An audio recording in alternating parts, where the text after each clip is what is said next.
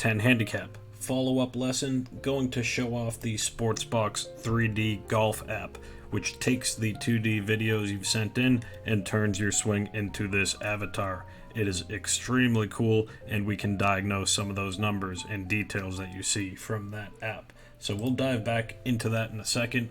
First, to analyze your 2D video, the first change from last time was to try to get that takeaway a little bit more upright, and your hand path is doing better. That club could still be a little bit more alongside that yellow line, but you've done a nice job on keeping that club face nice and lined up square.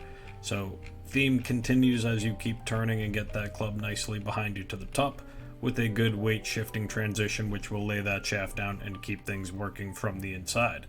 You've claimed that you get feeling like you're a little stuck with those arms behind you, but what I see is that you deliver the club with still a little bit of an early release, and that can draw that path more around in your follow through.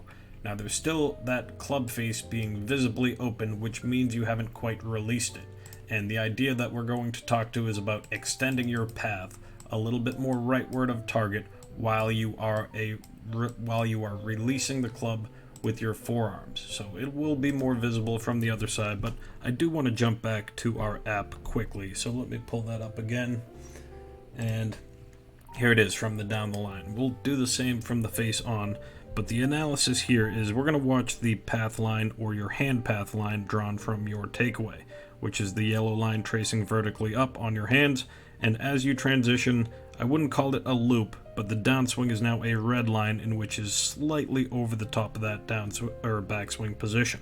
So if you could get your hands to work a little bit more away on the takeaway, you would then be able to get that red line to drop to the inside of that yellow takeaway line on the way down. The turns at the top are good, and I'll get more into the numbers when we jump back to this from the face-on view. So taking that away one more time, and let's go over to the face-on. So here we are looking for a couple things. The weight shift and hip clearance open begins without much sway off the ball as you make a nice rotational backswing, and here comes the shift forward, which is a pronounced move with the lower body meant to get your low point a bit more out in front of the ball. Feeling as though your arms are stuck behind you, it does look like your hips are clearing pretty well, the elbow still in your trail side, and then comes the release, where it just looks like you've prematurely lost your wrist angles, where there's a slight hold of a flat angle or a little bit of a hold of a cupped angle in the trail forearm. That begins to diminish as you throw the club away with your wrists. Now the solution to this is to try to create more of a rotational release with your forearms crossing over one another. And to show this move, we've got pre-jacked up Bryson, where he was on the one plane swing trying to hit pretty much a very stock shot most of the time, but this swing is going to show a couple things I wanted to point out. How the trail elbow can still stay tucked into the body right until the moment of impact, but soon thereafter, the right wrist has still remained cupped in its position, but the forearms are rotating over one another. It's a kissing forearms drill where you see this crossover action happening at the P7 position. The face has rotated closed, and that will also allow him to extend the path more rightward of target, playing that draw. So the rolling forearms will also allow a lot more freedom of extension with your arms as they pass through this P7 position as well. So quickly jumping back, we're going to watch those hands and arms one last time on the way through. That great width in the backswing led into the hip shift coming forward.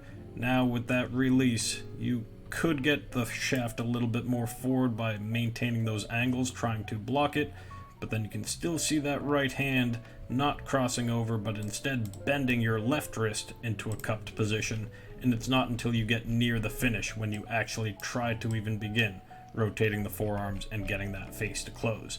It should wrap around your body a little bit more and hit yourself in the back if you can rotate those forearms as well. So a bit of digression towards the end there, but a couple things to look back on is to make that path a little bit more upright in the face-on view or the down the line view, and then try to release the forearms through this finish. So as we last promised, let's go back one last time to do a quick analysis with the SportsBox 3D app. So we're back over here on the down the line. Let's go to face on. back to setup. So now looking at the turns. On the right side we've got sways, chest, and pelvis. That's going to measure in inches movement laterally towards or away from target, while on the left side are rotations and the hand path. So a tour position would be somewhere around 90 degrees of chest turn at the top. So looking at your backswing, we're going to see the hands draw away from your club nicely, and that shoulder turn or chest turn up at the top, 75, 76, climbing up toward 80 degrees. So not the fullest swing you could make, but I would consider 80 degrees a sufficient amount of turn, especially considering it's against a 33-degree hip turn, which would give you a pretty high X factor, more than a 2-to-1 ratio. So you're pretty coiled up from that position as far as your turns are concerned. And here comes the sway. On the bottom right, you'll see pelvis, sway in inches, and as you're moving through strike, it's going to climb all the way up past 6 inches, which should set that low point, as you can see in front of the ball. The blue vertical line is the ball position. The yellow vertical line is the displaced hip sway, which can get your low point more in front of the ball as you desired. Now, the 3D model does not show the club, but it can show that your wrists in this follow-through position are flipping or bending and not quite rotating over one another.